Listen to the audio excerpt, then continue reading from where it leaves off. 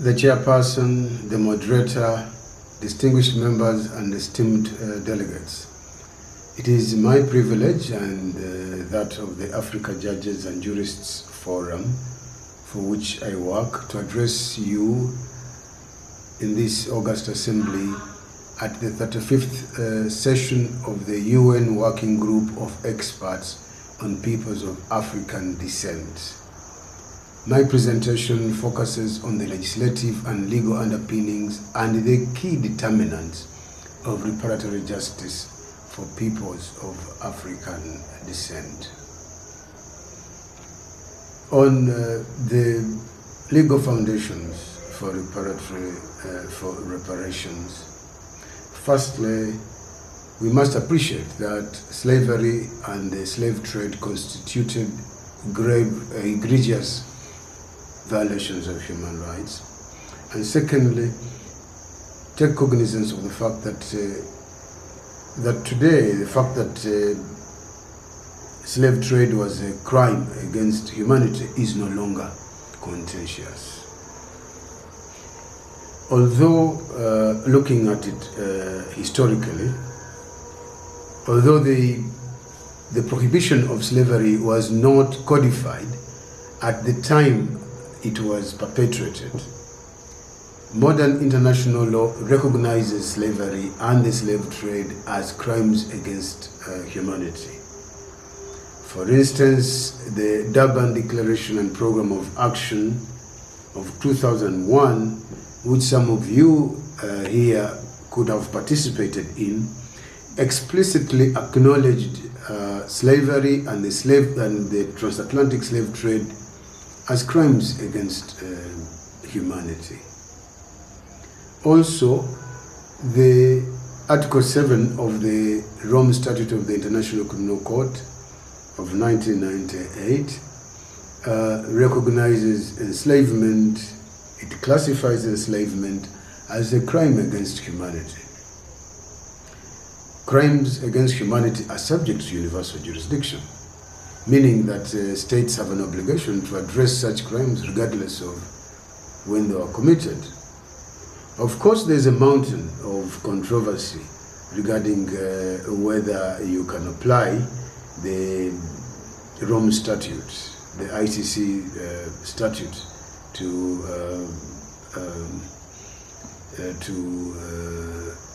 this whole crime on slavery and the slave trade. But there are other controversies anyway on slave trade and reparations. And these legal controversies arise mostly from former slave trading countries which want discount claims for reparations. They raise a number of arguments, including the intertemporality principle, i.e. that the slave trade and slavery were legal at the time they were practiced, or in fact perpetrated and committed. A question must be asked loudly: whether the mass murder which attended to the process of enslavement can be accommodated as an unavoidable or unacceptable part of the business of enslaving human beings. And when they argue that slavery was universally accepted, must it not be asked who constituted this universe, or the universal community that accepted slavery and slave trade? Was the universal community constituted only by the countries that perpetrated the crime against the crime of slavery? What of the entire universe, the entire world outside of these countries that perpetrated the slave trade and slavery? Were they not part of the universal community? Did they accept? Including, in fact, the nation states and societies from which the slaves were drawn. Were they not part of the universal community? How about the slave trade that took place after the formal abolition of slave trade? For instance, in 1941, a treaty for the suppression of African slave trade was concluded, but slavery and the slave trade continued in the United States. And in Britain, trading in slaves was abolished in 1807, but the practice continued until 1833. So, can we not argue that the slave trade and slavery that was perpetrated after the formal abolition of slavery, be actioned, and that reparations be issued for them? Also, what is the position in international law where a group of countries establish a legal regime that justifies gross violations of rights and international criminality in order to benefit that very group, and then later turn against their victims to say you cannot, you do not qualify for remedies because at the time we committed these crimes against you, we had not passed the law to punish ourselves. Does this not call for transformation or for the transformation or decolonization of that regime of law? Are nation states, one might ask, and societies which did not participate in the establishment of that oppressive and partisan legal regime, limited by the same legal regime from claiming remedies? These and many more legal questions must be asked. But of course, I'm talking about about legal underpinnings. But there are many more questions that should be asked, and we must have the courage to ask even the difficult questions. Would these arguments against reparations be made had the victims been white? Reparations under international law.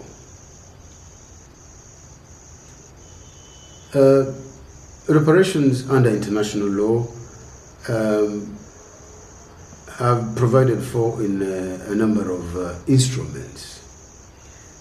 Looking at soft law, for instance, you have the right to a remedy and reparation being provided for under the UN Basic Principles on the right to a remedy and reparations, which was concluded in which was adopted in 2005. The principles articulate victims' rights to restitution, compensation, rehabilitation, satisfaction, and guarantees of non-repetition for gross violations of human rights. Reparations for slavery fall under these principles as they address the economic, social, and cultural harm caused by the trade. Secondly, we must see the prohibition of slavery as a jus cogens norm. And being so, it is a peremptory norm of international law that cannot be derogated from. This provides a basis for reparations, even if the violations occurred before the formal codification of these norms. Thirdly, we can also look to international human rights treaties to see what they say. And of these, you have the Universal Declaration of Human Rights of 1948, which prohibits slavery and calls for the equal treatment of all individuals in Article 4. On its part, the International Covenant on Civil and Political Rights of 1966, the ICPR, reinforces the prohibition of slavery and the protection of human dignity in Article 8. The African Charter on Human and People's Rights, also known as the Banjul Charter, explicitly prohibits slavery in Article 5. Of course, I am aware of the arguments that countries that perpetrated the trade make about the application of contemporary human rights norms. But there have been arguments and there are counter-arguments on the application of these standards. The second element of my presentation that I've been asked to address is the determinants of reparatory justice. For reparatory justice to be meaningful, several determinants must guide its implementation. In this presentation, we focus on only 4 determinants, which include A, the imperative for historical accountability. Recognizing the transatlantic slave trade and colonial exploitation as crimes against humanity is central. And it's very important that reparations are not understood not to be merely about finances, but that they are acts of acknowledgement that affirm the dignity and the humanity of the enslaved and their descendants. B is equity and justice. Reparatory justice must address structural inequalities, including economic disparities that were caused or were exacerbated by historical exploitation, social inequalities that persist in education, health care, and housing of people of African descent. C, legal remedies. Reparations must be grounded in legal obligations under international law involving restitution, compensation, rehabilitation, satisfaction, and guarantees of non-repetition. Here I state them in broad terms, but I'm aware that the African Union, the CARICOM, and the Durban Declaration have provided further detail, like debt cancellation and the reforming of financial and global governance systems, including the UN Security Council.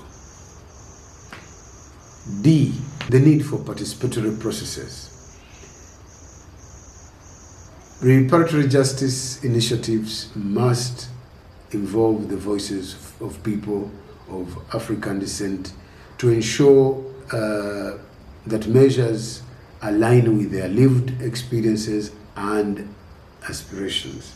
And this is particularly important for affected communities.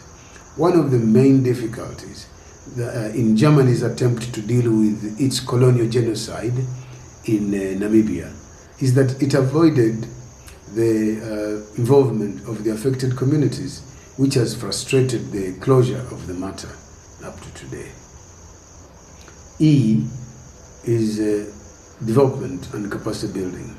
That reparations must include measures for future development, investment in education, healthcare, and infrastructure to empower communities, and even more, fair trade policies and debt cancellations to correct economic imbalances. I then turn to strategies or pathways to reparations. And I argue that there is no single pathway or strategy which by itself will lead to reparative justice. We need to have a mix of them in order to be effective. We can look at the possibilities of invoking legal mechanisms, including leveraging international courts, such as the International Court of Justice. In spite of the limitations we know that this court has, advocacy in international forums, engaging the platforms such as the United Nations, establishing partnerships and alliances, engaging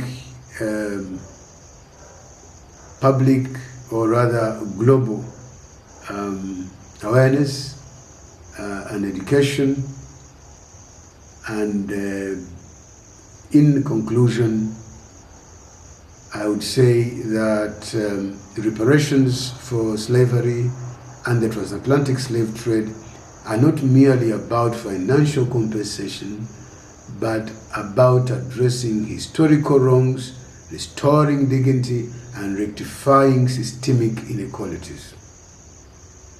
International law provides a robust foundation for reparations through its recognition of slavery as a crime against humanity, the prohibition of slavery as a jus cogens norm, and principles guaranteeing the right to reparative justice.